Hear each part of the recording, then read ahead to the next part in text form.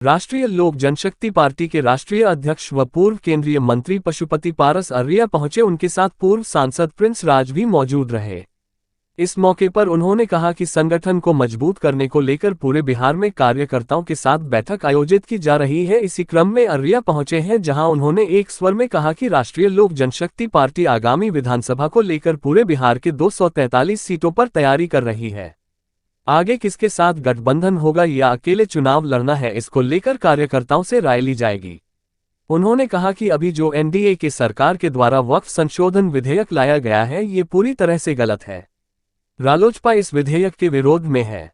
वहीं पूर्व सांसद प्रिंस राज ने बताया, चिराग पासवान बिहार के लोगों की सहानुभूति बटोरने के लिए हमेशा ड्रामा करते रहते हैं। अपनी मां का इतना ही दर्द था तो उनके लिए पहले डॉक्टर भेजते या फिर उन्हें पटना में इलाज करवाने के लिए ले जाते हैं, लेकिन वह सहानुभूति बटोरने में लगे हुए हैं।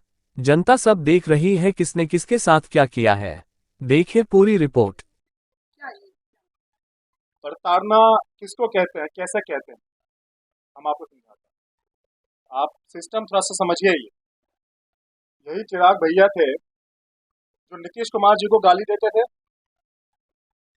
क्या कहते थे कि भाई नीतीश कुमार ने मेरे पिता का अपमान किया, ये कहते थे। जब चुनाव में 2020 के चुनाव में हम लोग जा रहे थे, क्या कहते थे वो कि जेल भेजेंगे, 7 निश्चय योजना में घोटाला हुआ है, हमारे पिता रामविलास पासवान जी का अपमान किया है, हमारे पिता उनके पैर पकड़ रहे थे और उन्होंने अपमान किया। ये 2020 का बता रहे हैं आप। कहा था ये, आज कहाँ है? क्या वो अपमान भूल गए? क्या वो अपमान भूल गए? और यही उसके बाद जब 2024 का जब चुनाव था, तो यही आरजेडी के ऊपर, तेजस्वी के ऊपर उन्होंने क्या आरोप लगाया कि तेजस्वी ने हमारी माँ को गाली दिया, हमारी माँ को गाली दिलाया। चुनाव था 2020 का, 2024 का चुनाव था।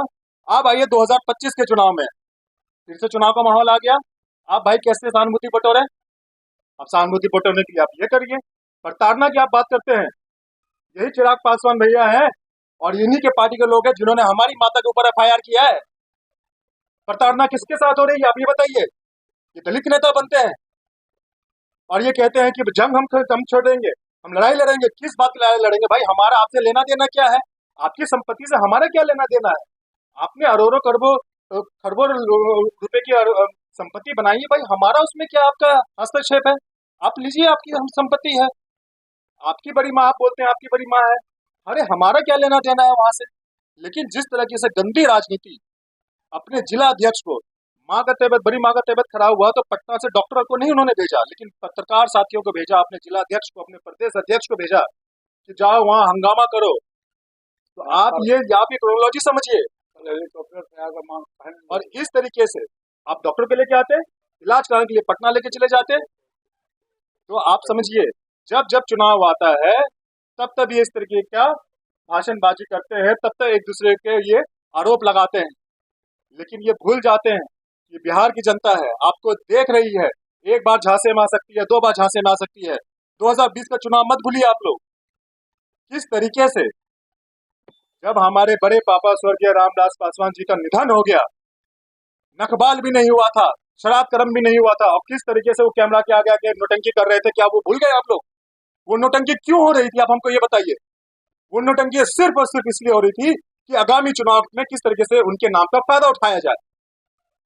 और वही हम 5 साल के बाद देख रहे हैं कि फिर से परिवार का नाम इस्तेमाल करके, घर की महिलाओं का नाम इस्तेमाल करके, जो कि हमारी माता, हमारी मजली मम्मी प्रिंसिपल से रिटायर्ड हैं, प्रिंसिपल थी हमारी बड़ी माँ और हमारी मम्मी वहां से रिटायर्ड, उन्होंने संस्कार हमें अलग दिए, इस तरह के संस्कार नहीं दिए।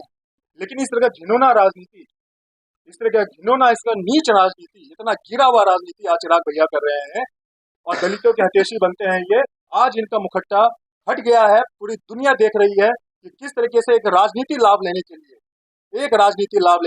किस तरीके से उन्होंने अपने पिताजी का नाम 2020 में इस्तेमाल किया।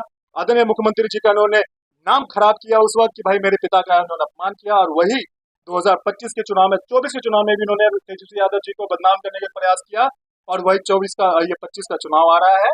और ये जो पूरा जो नोटंकी है, इनका जो नोटंकी चलता रहता है, ये दोबारा से शुरू हो गया है। ये क्या जंग छेड़ेंगे? बिहार की जनता ने जंग छेड़ दिया है और इसका मुखट्टा हट गया है, और इसका जवाब बिहार की जनता इस चुनाव में देगी।